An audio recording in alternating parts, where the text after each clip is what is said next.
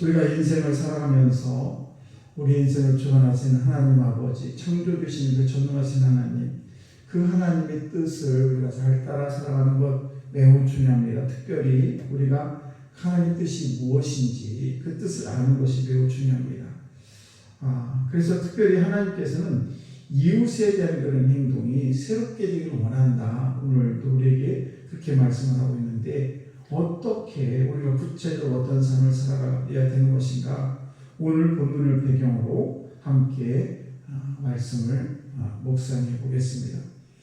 그 첫 번째는 이웃에게 진실한 삶을 살아가는 것입니다. 16절 말씀 앞에 보게 되면 너희 행할 일은 이러하니라. 너희는 이웃과 더불어 진리를 말하며, 이렇게 말씀하고 있습니다. 예.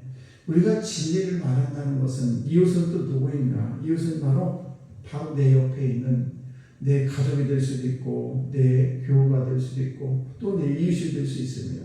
그것이 바로 이웃인데, 그 이웃에 대해서 정말 자기 앞에 자기 말에 대해서 책임을 다하고 지킬 필요가 있습니다. 그래서 하나님 앞에서도 내가 말한 것에 지킬 필요도 있지만은, 이웃에 대해서도 내가 한 말에 대해서는 반드시 지키려는 그런 마음, 진실한 그런 마음이 우리에게 있어야 된다는 것입니다. 때문에 우리가 말과 행동이 항상 하나님 앞에서 동일하게 진실되게 그런 삶을 살려고 최대한 우리가 그런 진실된 삶을 살려고 노력해야 되는 것입니다. 또 두 번째는 뭔가 하면, 오늘 함께 나눌 말씀인데 16절 말씀 다시 보게 되면 너희가 행할 일은 이러하니라. 너희 이웃과 더불어 진리를 말하며 너희 성문에서 진실하고 화평한 재판을 베풀고, 너희 성문에서 진실하고 화평한 재판을 베풀라, 이런 말씀입니다. 그러니까 진실도 중요하지만은 더 중요한 것이, 그에 못지않게 중요한 것이 뭔가 하면 화평도 중요하다는 것입니다. 그러니까 이 진실된 거하고 화평하고 어떻게 보면 상극이 될 수가 있어요. 왜냐하면 진실되지 못한 우리가 그 사람을 공격하기가 참 쉽습니다. 너 왜 거짓말해? 이렇게 하면서 공격하기 쉬운데, 그렇게 공격하는 것보다도 진실도 중요한데 화평도 중요하다는 것입니다. 무슨 얘기입니까? 히브리서 12장 14절 말씀 보시게 되면 이런 말씀이 있습니다. 모든 사람과 더불어 화평함과 거룩함을 따르라. 이것이 없이는 아무도 주를 보지 못하리라. 모든 사람 앞에서 더불어 화평과 거룩함을 따르라. 이것이 없이는 아무도 주를 보지 못하리라. 그러니까 우리가 이 화평과 거룩함이 있어야지 된다는 것입니다. 그러니까 이 말씀을 히브리에서 기록한 이 저자는 하나님 보시기에 두 가지 요소가 다 필요하다. 화평함도 필요하고 거룩함도 필요하다. 그래서 오늘 이 말씀도 우리에게 무엇을 강조하는, 화평함을 강조하고 있습니다. 그래서 개인적인 그런 경건함 매우 중요하죠. 경건하게 사는 거 매우 중요합니다. 그런데 여기에 같이 합해서 본다면 화평함이 드러나지 않으면, 내가 경건한 삶을 살아가는데 그런데 내 마음은 악하고 화평하지 않냐고 남들과 다투고 싸우면, 이것은 하나님이 기뻐하는 삶이 아니라는 것입니다. 그러니까 개인적인 경험도 중요한데 거기에 더불어서 관계에 있어서 화평하게 우리가 삶을 살아야 된다는 것입니다.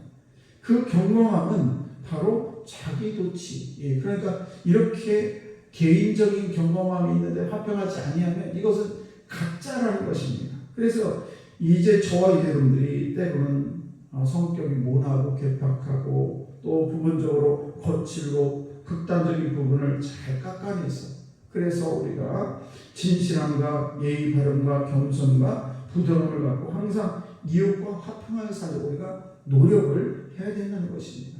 여러분, 가정도 그렇고 정원도 그렇습니다. 정원이 그냥 예쁜 정원이 되는 게 아니에요. 늘 가꾸는 정원사에 손길이 있어야 정원이 예쁘게 관리가 되는 것이고, 가정도 우리가 화평한 가정을 이루는데 그냥 되는 게 아니고 반드시 거기에는 서로 화평하려고 노력하고 가꾸려는 그런 서로의 공동적인 노력이 있어야 가정이 화평한 가정이 된다는 사실입니다. 왜 이렇게 화평한 가정이 되지 못하는가? 그것은 서로에 대해서 배려가 없기 때문에 그렇죠. 그래서 항상 우리가 남들을 배려하고 나만을 위한 것이 아니라 어떻게 하면 우리 가족이 들어왔을 때 우리 가족 모두가 화평을 얻을 수 있을까? 그래서 서로 노력할 필요가 있다는 것입니다. 자녀들이 탈선할 때 왜 탈선합니까? 가정에 들어와도 화평함이 없으니까. 그래서 이제 외부모 자녀들이 탈선하는 경우가 왜 그렇습니까? 무언가 빈자리가 있기 때문에 그래요. 그래서 가정에 들어오면 지치고 좀 힘든 그런 영혼들이 쉴 수 있고 몸도 쉴 수 있는 그런 거룩한 자리를 만드는 것이 바로 가정이라는 것입니다. 부부가 왜 바람이 납니까? 바람이 나는 이유는 가정에 들어오는데 화평이 없기 때문에 그래요. 그래서 우리는 이렇게 가정과 정원은 각국에 따라서 그 가정 화평할 수도 있고 화평하지 못할 수도 있다는 사실입니다. 교회도 마찬가지입니다. 교회도 우리가 처음 교회 와보면 어색하기가 이루 말할 수가 없어요. 자기가 다녔던 교회라든지 아니면 또 처음에 교회 왔을 때 교회라는 이 공동체는 굉장히 어색합니다. 모든 단어가 낯선 단어들이에요. 뭐 성령이니 뭐 성도니 이런 말은 사회에서 쓰지는 않아요. 그런 이야기들이 교회에서 왔다 갔다 하다 보니까 굉장히 혼란스러울 때도 많습니다. 이럴 때 우리가 처음 온 성도에게 우리가 어색한 그런 성도에 최대한 친절하게 그들이 왔을 때 교회 오니까 참 포근하고 좋구나 이렇게 마음이 들 수 있도록 모든 성도들이 함께 협력해서 그 한 영혼을 잘 말하자면 케어하는 그런 것이 우리에게 있어야 된다는 것입니다.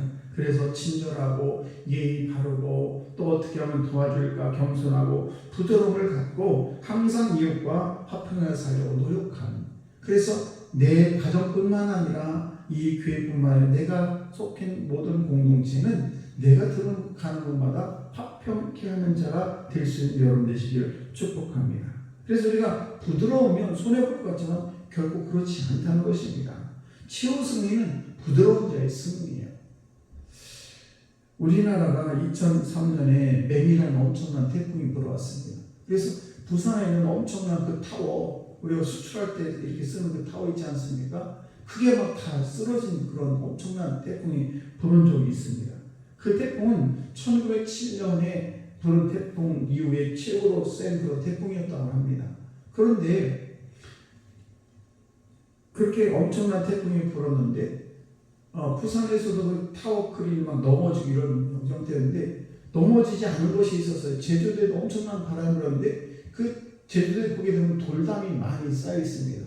그런데 돌담은 무너지지 않았어요. 왜 그런가? 그 돌담은 이렇게 구멍이 중간중간에 뚫려 있어가지고 그 태풍을 맞을 때 그냥 다 새나갈 수 있도록 했기 때문에 돌담이 무너지지 않았다는 것입니다.